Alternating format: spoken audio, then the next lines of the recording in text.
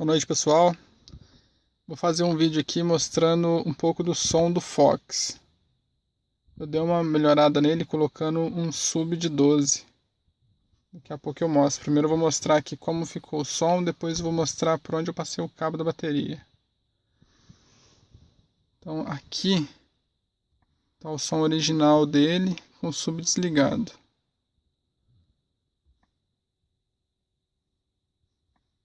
Regulagem é essa aqui. Vou tocar um trechinho de uma música, coisa rápida por causa de direito autoral.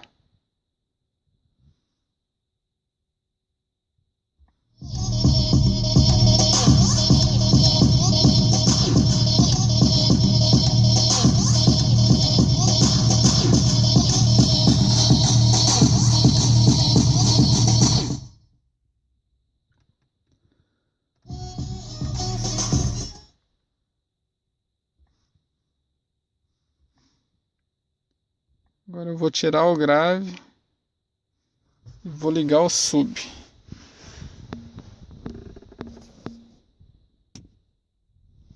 Vamos ver como que fica.